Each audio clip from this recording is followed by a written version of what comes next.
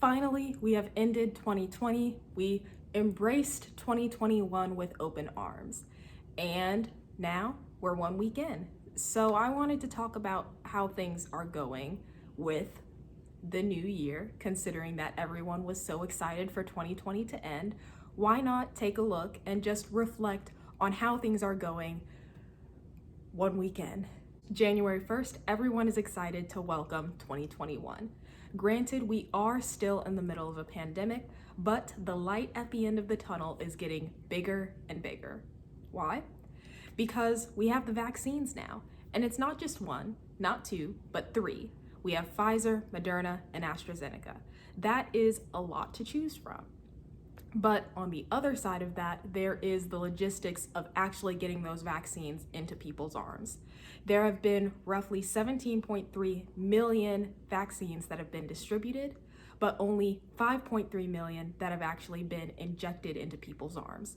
And it's wonderful that they're going into the arms of healthcare workers and the elderly, people who are living in nursing homes. So the people who need it most are getting protected, but we're only 30% of the way to where we should be.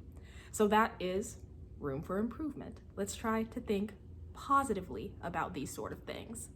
Then people are also receiving their stimulus checks. This is the second round of stimulus checks.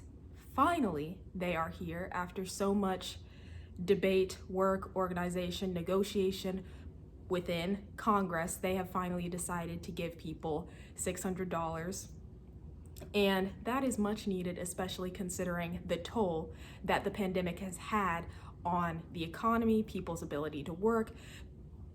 It is just something that the American people really need. And now people are starting to get their stimulus checks. So that is a wonderful thing to be excited and to celebrate about.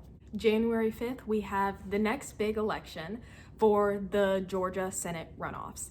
And there is almost just as much hype as there was for the November 2020 election, where Georgia ended up turning blue. And in this election, people were ready to get out, ready to vote. We love to see it. Again, we see people voting by mail, people voting in person. I'm just excited to see people exercise their civil right. And that's what America is all about.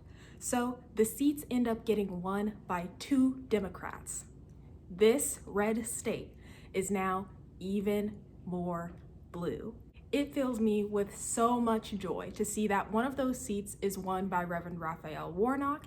He is a man of Alpha Phi Alpha Fraternity Incorporated, and he is the state's first Black senator. Amazing, great job for him.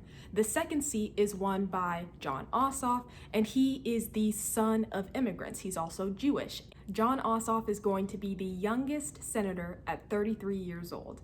And I'm personally really excited to see this because this is what progress and representation look like. Taking in new voices, young voices, because they bring in the ideas of the future, the ideas of tomorrow. That way America can keep moving forward.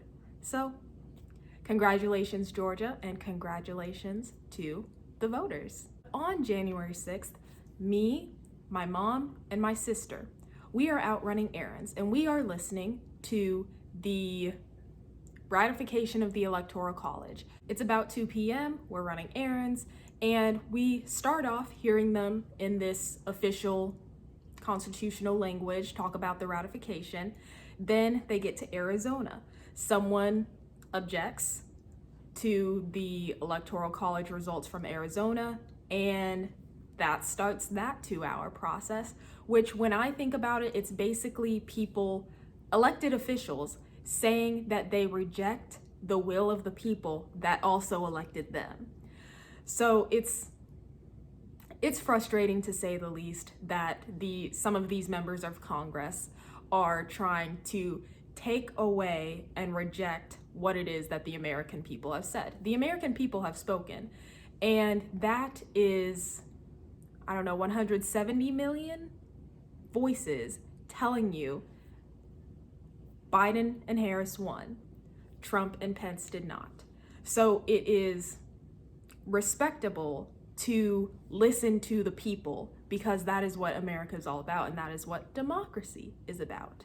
So we're there listening to people's objections, listening to people's objections to the objections, and they cut to tell us that President Trump is having a Save America rally where he has invited himself, Giuliani, one of his sons, and just other people that also think that he won the election. There's also people, attendees, unmasked and not socially distanced at this Save America rally.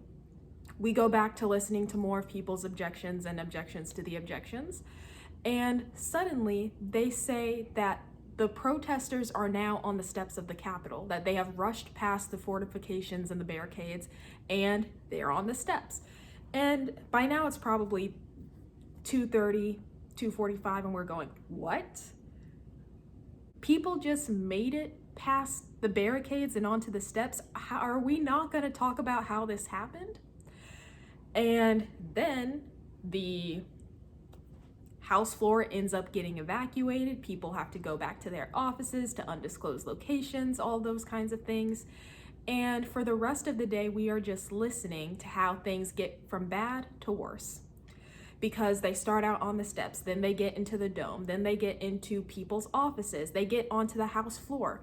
A woman even is shot in the chest and she dies. So things were relatively unbloody, non-violent, and then we hear that she dies I think around 6 p.m. is when we were told. But it was just a very frustrating, very disappointing day for the democracy that we live in and that we tout to the rest of the world. To see that this is happening, and there's also just the visuals of seeing all of this happen and comparing it to other protests, non-violent protests that we see of Black Lives Matter, and seeing how those non-violent protests can often be met with violence from the police. But these admittedly violent protests that are pro-Trump supporters can make it onto the steps, make it into the dome, make it into the House floor, make it into congressional offices, and no chokeholds, no handcuffs, no. It was just very frustrating to think about those two types of groups and how they are met. Then you're also seeing different flags being waved, the American flag, the Trump flag, and even the Confederate flag, which we all know that the Confederate flag was used by a group of people that wanted to tear the Union apart. But it is being carried around in our nation's capital. And then there's also pictures of people going and sitting in these places of power that they do not deserve to be in. Someone goes and sits in Nancy Pelosi's desk chair. Someone goes and sits where Vice President Pence sits on the House floor. And it is disgusting to see people treating this with the lack of reverence that these places deserve. You even see that a noose on its own platform and scaffolding has been erected outside of one of the Capitol buildings. It's like, I thought America was better than this. I thought America was past this. Apparently, it is not. Apparently, parts of America are not in the 21st century. But somehow in the middle of all of this, Trump puts out a video where he kind of says, like, thank you, you're special, to his supporters, but also at the same time telling them that they need to go home. And then at the same time telling them that the election was stolen from us. It was a video of oxymorons, back and forth. You could not tell what it was that he was really trying to say. That video ends up getting his Twitter, YouTube, and Facebook accounts all locked. They can't be retweeted, they can't be liked, they can't be shared, all because of the lies, the misinformation, the incitations of violence. Those are the things that officials of Twitter, officials of YouTube, officials of Facebook say as reasoning for why it is that they had to censor this video. Eventually, Congress is able to come back to the House floor. They're able to restart the ratification of the Electoral College, which is what this day was all about. That is what January 6th was supposed to be. It was supposed to be a quick, easy ratification of the Electoral College, and then they go home. They were not able to restart until, I think, 10 p.m., and then they ended this morning, January 7th, at 4 a.m. But they were able to get through it. And now we're looking at January 7th. Everyone is wondering, how did this happen? How did we as Americans let this happen at our capital, knowing the reputation that we have and that we try to present to the rest of the world? There are a lot of places to ask what went wrong, a lot of people that need to be spoken to, that need to be asked. What happened with this security oversight? A large security oversight. People have been talking about who's going to get fired, and honestly, that's kind of what needs to happen, needs to be talked about, considering that someone died yesterday, that there was a major security breach of our Capitol, while members of our Congress were there trying to do the duty of the people. There are also talks of invoking the 25th Amendment, trying to get Trump removed during his last 2 weeks of office. We'll see how those conversations go. It's early on the 7th, and I just felt like I needed to talk about the way that 2021 is going so far. And thinking about it, there are a lot of things that have gone wrong, but there are some things that are going well.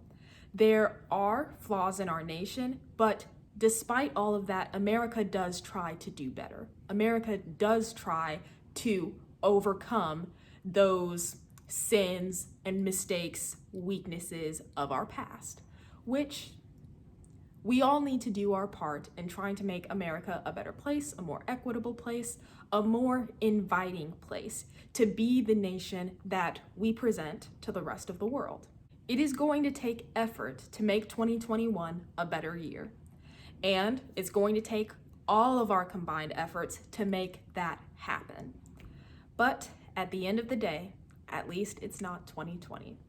I will see you all in the next video. Thank you for listening to me talk about what I think of the first week of 2021, and I will see you all in later videos. Bye.